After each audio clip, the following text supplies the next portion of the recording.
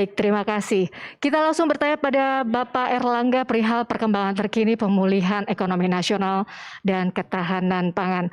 Pak Erlangga, bagaimana upaya penanganan COVID-19 ini berkontribusi terhadap ekonomi nasional? Pertama, tentu kita melihat bahwa pertumbuhan perekonomian di kuartal ketiga ini mengalami perbaikan, yaitu 3,49, artinya secara kuartal to kuartal ada kenaikan sebesar 5,05%. Nah, dengan demikian tentu kita melihat bahwa rock bottom sudah dicapai di kuartal kedua, dan di kuartal 3 ini kita sudah pertumbuhannya 5,05%. Jadi kalau di kuartal keempat kita bisa pertahankan pertumbuhan ini, maka tentu kita berharap pada di kuartal keempat bisa masuk jalur positif. Walaupun secara konservatif kita mengatakan minus 1,6 sampai dengan positif 0,6. Berarti apa yang dilakukan oleh pemerintah seluruhnya sudah berada dalam jalur yang benar atau on the right track. Kita ketahui bahwa kesembuhan dari COVID sudah 84%, kemudian juga tingkat kematian masih sedikit di atas nasional, di atas global, dan kita melihat bahwa baik penanganan COVID maupun pemulihan ekonomi dilakukan dengan gas rem yang seimbang.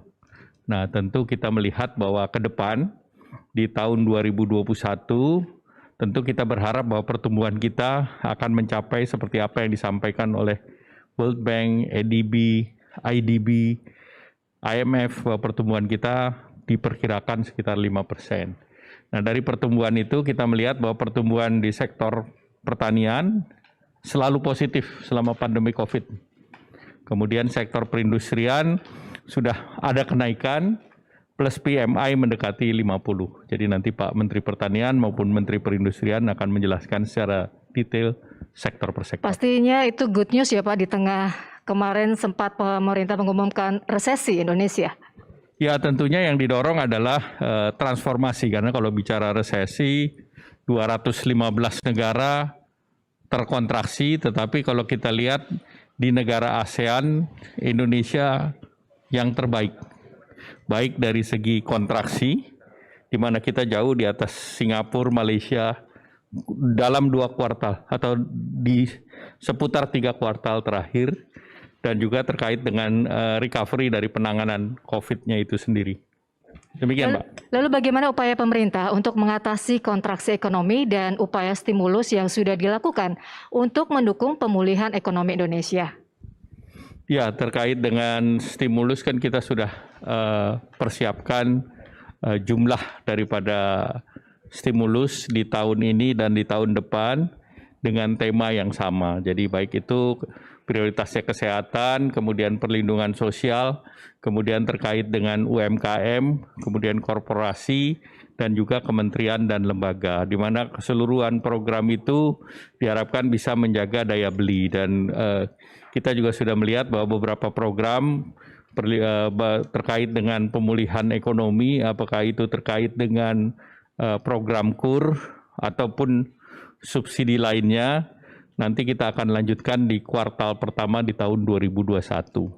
Jadi dengan demikian support daya beli tetap di 2021, baik itu subsidi KUR maupun terkait dengan kartu prakerja, maka itu akan memberikan nafas bagi masyarakat untuk menjaga daya beli yang ada.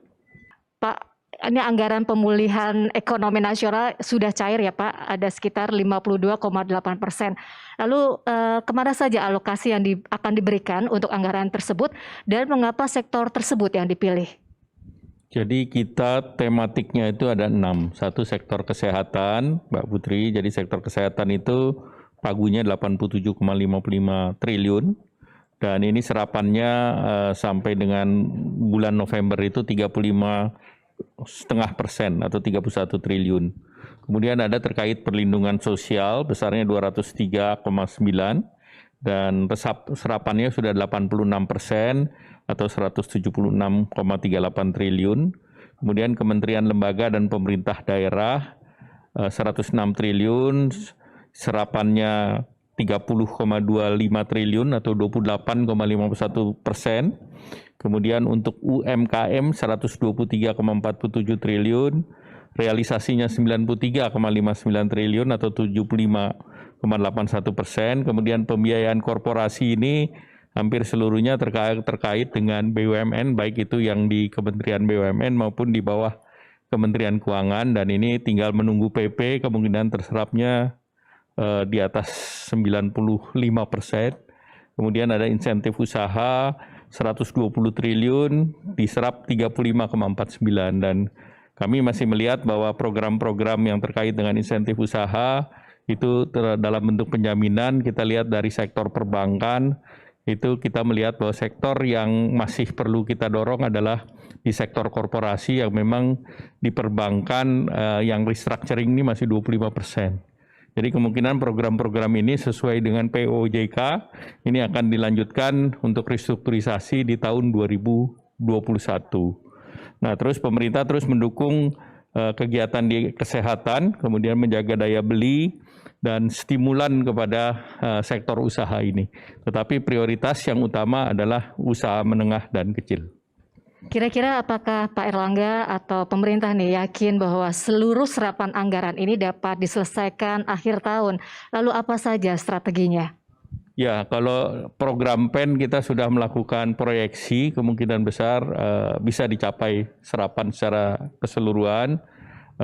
Tentu kita terus melakukan monitoring dan evaluasi, dan kita bisa melakukan realokasi antar klaster terkait dengan program pemulihan ekonomi nasional. Tetapi yang kami dorong tentu yang terkait perlindungan sosial, UMKM, dan tentu yang terakhir terkait dengan sektoral kelembagaan. Nah, tentu yang juga menjadi prioritas tentunya bantuan-bantuan seperti banpres produktif, kemudian banpres produktif itu untuk UMKM yang terus kita dorong, kemudian juga yang terkait dengan subsidi upah.